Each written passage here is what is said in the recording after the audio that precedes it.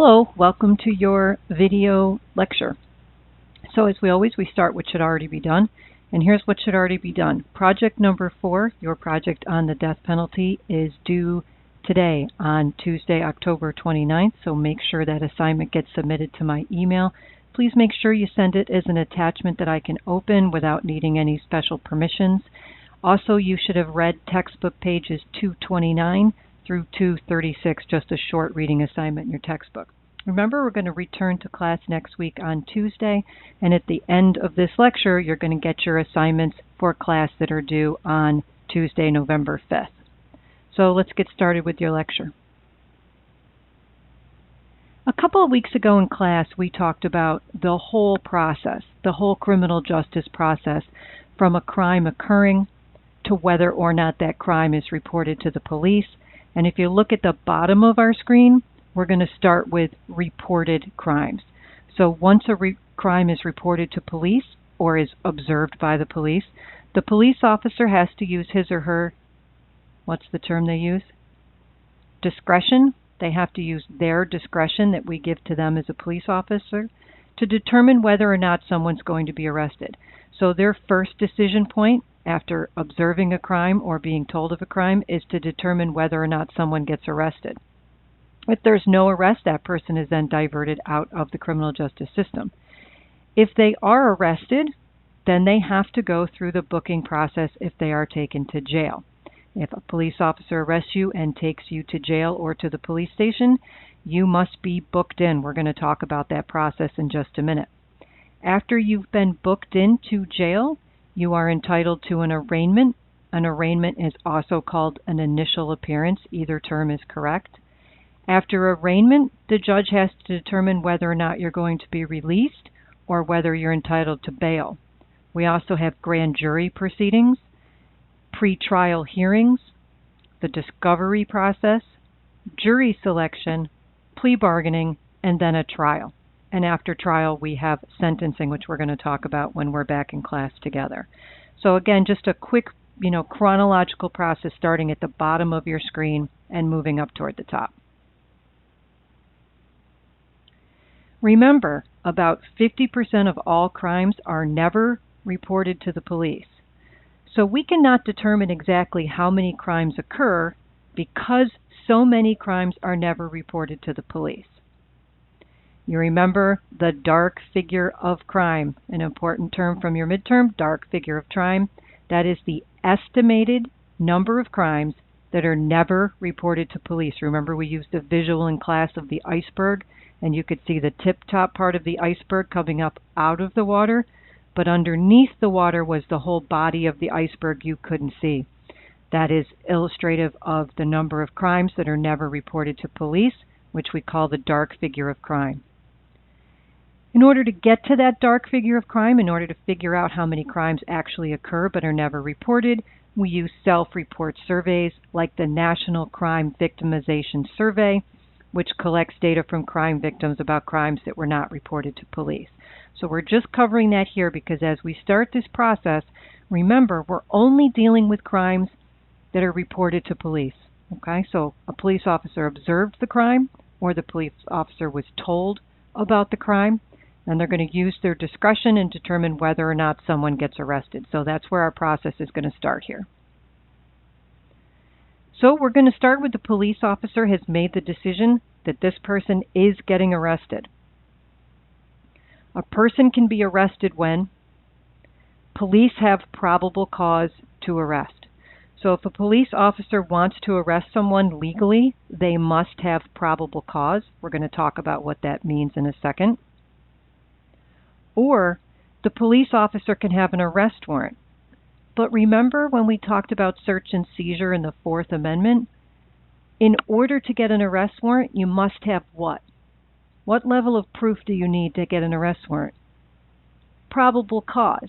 So whether the police officer sees someone do something or is told someone has done something and they have probable cause right there out in the street to arrest someone, or whether they go ahead and get an arrest warrant beforehand, their arrest warrant is also based on probable cause.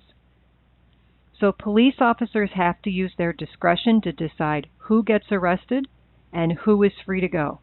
But once they've made that decision that somebody's getting arrested, the basis must be probable cause. They have probable cause to believe that person has committed a crime. They can either have that probable cause in their brain, which they can then later articulate in a report and in court, or they went ahead to the magistrate beforehand, stated their probable cause both verbally and in writing, and got an arrest warrant. What's the key here? What is the standard to arrest someone? Probable cause. Police officers must have probable cause to arrest. So what does probable cause mean?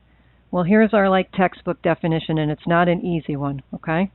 At the moment of arrest, the facts and circumstances within the officer's knowledge and of which they had reasonably trustworthy information are sufficient to warrant a reasonable person to believe that the suspect had committed or was committing a crime. Yikes, that's a mouthful, right? So if you look at the graphic here, you think about suspicion, what an officer has when they just have a reasonable suspicion somebody did something wrong. That's not enough. And at the very top of that graphic, you see proof beyond reasonable doubt. That's the standard the prosecutor has to meet in court. Probable cause is in between those things. It's more than suspicion. It's a higher level than suspicion, but it is not proof beyond a reasonable doubt. So just imagine probable cause floating between suspicion, higher than suspicion, but does not mean a police officer needs proof beyond reasonable doubt. They don't. That's the standard for our criminal trial. So think of it this way. If the police officer has knowledge, trustworthy, that reasonably causes them to believe a person has committed a crime, then that's probable cause. Okay, so it's not just suspicion. You need more than suspicion. I know this is a tough standard. You're going to read more about this. Okay, so now the police officer has used his or her discretion. They've decided they have probable cause or an arrest warrant, and they're going to go ahead and arrest that person. Now they're going to the police station or to jail, depending on the jurisdiction, and they're going to get booked. I'm sure you've heard this term booking before. A lot of things happen during booking that are important to remember. One is we have to confirm the person's identity who got arrested.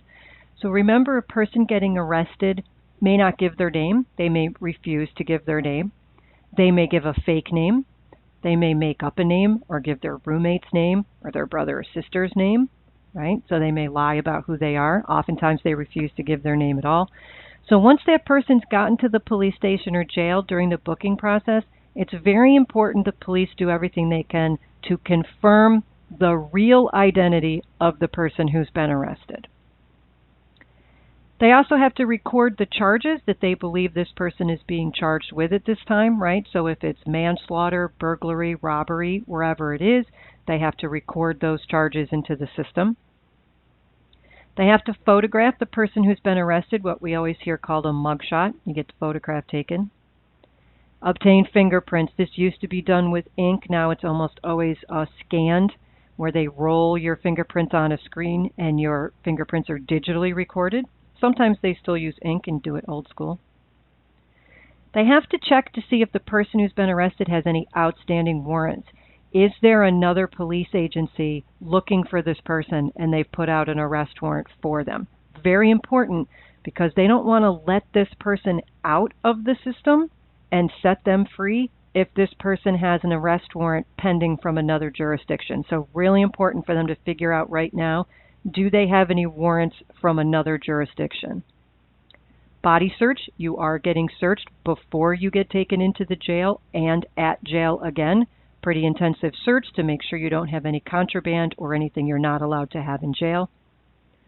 Medical screening, a lot of questions going to be asked to the person who's been arrested. Do they have any medical problems? Of course, they probably weren't planning on getting arrested that day, so they probably don't have their medication with them. So they may need medication provided at the jail that they have left at home. If they have any medical issues that happened during arrest, did they get injured during the arrest? Were they arrested after a car accident and maybe they need medical attention at the jail? So all that medical information is going to come down. Mental health suicide assessment. Really important to know if the person has any mental health issues that the jail or police station staff need to be aware of. Also to find out if that person's currently feeling suicidal or has made attempts at suicide in the past, something they're going to want to be aware of. They may have to institute a special watch on this person. Depending on the charge, they may get their DNA or a blood sample taken. Those charges that allow them to collect DNA or blood upon booking are all listed in the law. Those things vary state by state. It's usually very serious crimes. That would make sense. Pretrial services, assessment for bail. If this is a more serious charge and the police are considering maybe holding this person to trial, pretrial services is actually a staff person who's going to come talk to this person, get a bit of information about their background, where they live, do they rent or do they own their home, do they have a job, like how connected they are to the community. So I'm going to try to show this video. It was a little tricky when I practiced it, but I'm going to see if I can get this video to run for you right in this presentation. It's 4 minutes long. It's a National Geographic video on the booking process. And it's kind of blurry because they blur out everyone's faces, but it does give you a good idea of what booking's like. At Verizon, every phone can be the new iPhone 16 Pro with Apple Intelligence. Wow, phones are going to be quick ad. Verizon. Bear with it just a couple seconds. New and existing customers can get iPhone 16 Pro and a new iPad, all on us. Only on Verizon. Okay, ready? Okay, stand up. You want to take the hand? Take these cuffs off? Oh, yeah. 9 p.m. Friday evening. The weekend's just beginning in Portland, Oregon. But it's no party at the Multnomah County Detention Center. The officers here are on the front lines, keeping dangerous criminals off the street. When's the last time you shot up? Counter. Leave your hands on the counter, walk your feet back to the edge of the mat. All right, you have no weapons, sharp objects, any drugs, nothing to cut or poke me? Nope. Everybody arrested in the city of Portland tonight will end up here to be booked, whether they like it or not.